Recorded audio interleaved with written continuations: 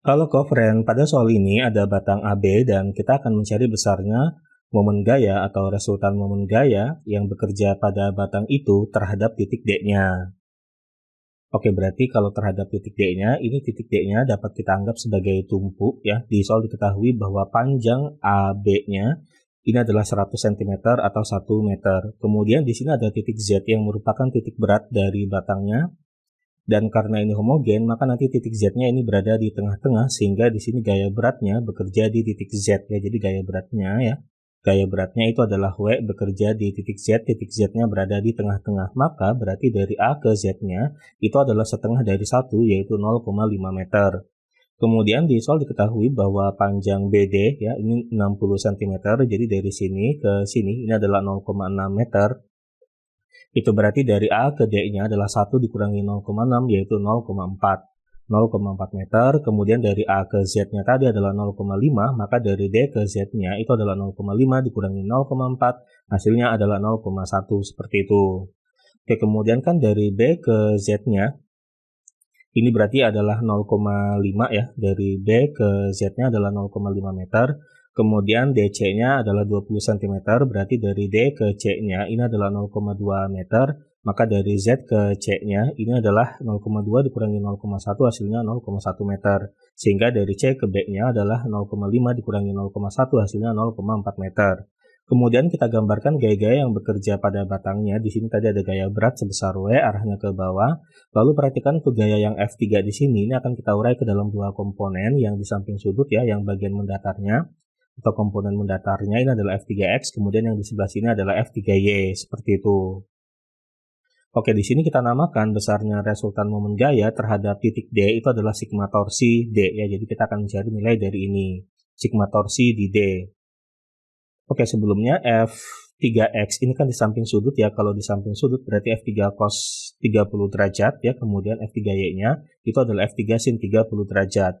Maka nanti sigma torsi di D ya, sigma torsi di D sama dengan torsi itu sendiri atau momen gaya itu merupakan perkalian antara gaya dan lengan gaya yang saling tegak lurus. Lengan gaya itu adalah jarak dari gaya itu bekerja ke porosnya. Oke, jadi sekali lagi di sini porosnya atau tumpunya kita anggap di titik D ya, karena kan di sini kita tuliskan ini D ya, maka kita anggap titik D-nya sebagai poros atau tumpu seperti itu.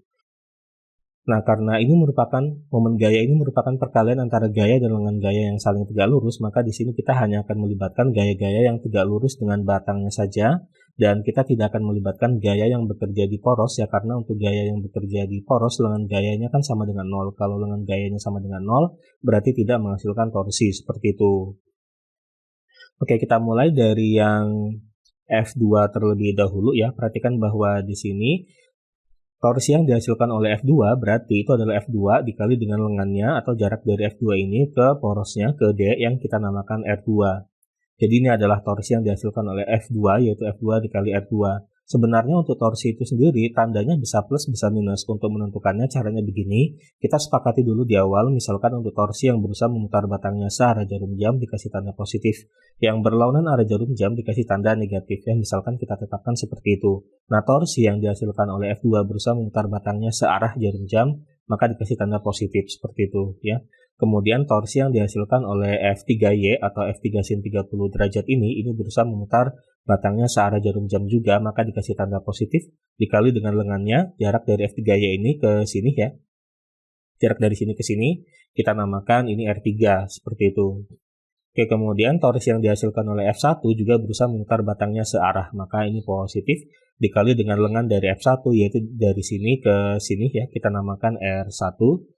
Kemudian torsi yang dihasilkan oleh W berusaha memutar batangnya searah juga ya, dikasih tanda positif dikali dengan lengan dari W-nya yaitu dari sini ke sini ya. Ini kita namakan R4 seperti itu. Oke, kemudian kita masukkan bahwa besar F2-nya di sini 5 Newton diketahui ya, besar gaya F2-nya 5 Newton, R2-nya jarak dari F2 ke tumpu ya, ke D. Berarti kan dari sini ke sini berarti 0,4 ditambah 0,1 ditambah 0,1 hasilnya 0,6. Kemudian F3-nya diketahui yaitu 4 Newton sin 30 derajat 0,5.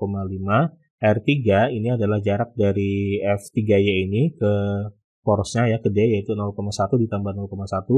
Hasilnya itu adalah 0,2 ya. Kemudian F1-nya kita masukkan yaitu 2 dan R1-nya jarak dari F1 ke D atau ke tumpu itu adalah 0,4. Kemudian W ini adalah berat dari si batangnya yang dirumuskan dengan M dikali dengan G. Massa dikali percepatan gravitasi bumi. R4-nya ini adalah jarak dari W ke D ya, yaitu 0,1. Kemudian, ini dari sini sampai sini setelah dihitung hasilnya adalah 4,2. Kemudian M-nya, massa batangnya di soal sudah diketahui, yaitu 2 kg.